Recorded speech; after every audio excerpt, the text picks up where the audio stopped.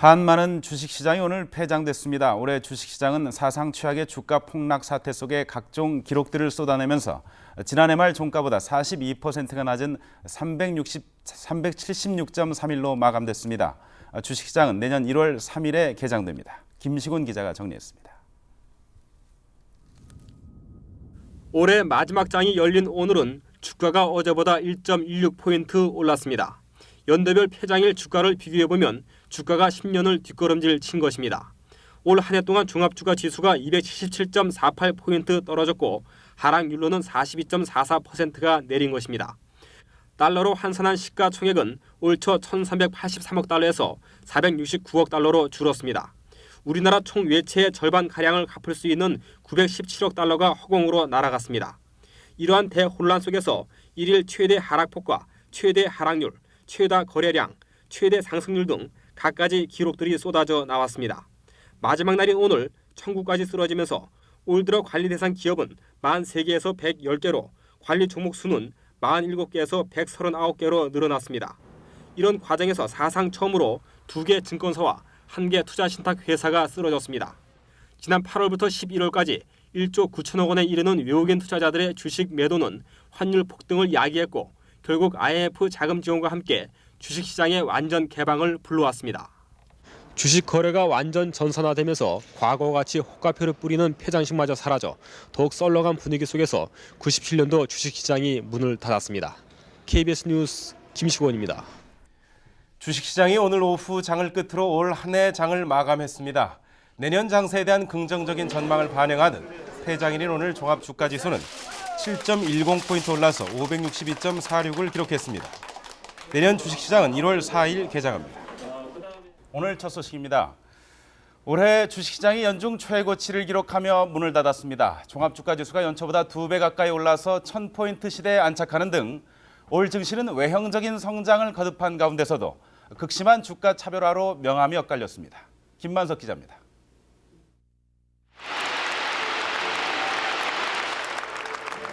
유례없이 화랑을 보였던 주식시장이 오늘 문을 닫았습니다. 오늘 주가는 1028.07, 주식시장은 이제 1000포인트 시대로 새천년을 맞게 됐습니다. 종합주가지수는 연초 587.57에서 2배 가까이 뛰어올랐습니다. 코스닥 시장은 연초지수 70선에서 250선으로 3배 이상 급등했습니다. 60조 원이 넘는 자금을 증권시장을 통해서 조달하였습니다. 이는 IMF 체제 극복하는 데 있어서 우리 증권시장이 직접 금융시장으로서 크게 기여를 한 것입니다. 김대중 대통령도 오늘 현직 대통령으로는 처음으로 증권시장 마감 행사에 참석했습니다. 증시가 튼튼하면 경제가 튼튼하고 경제가 튼튼하면 나라가 튼튼합니다. 올 들어 증권시장은 기업들의 자금 조달 창구로 또 개인들의 재테크 수단으로 새롭게 자리매김을 했습니다. 그러나 주식 열풍에도 불구하고 극심한 주가 차별화는 주식 투자의 위험도 일깨웠습니다. 주식 투자는 올 들어 가장 나은 재테크 수단으로 각광을 받기도 했지만 개인 투자자들의 대부분은 극심한 주가 차별화 때문에 오히려 손실을 본 경우도 많았습니다. KBS 뉴스 김만석입니다.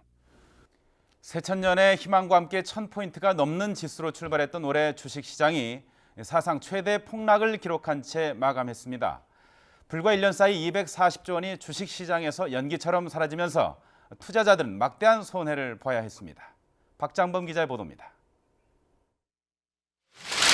1년 내내 폭락 장세가 이어졌던 새천년 주식시장이 막을 내렸습니다.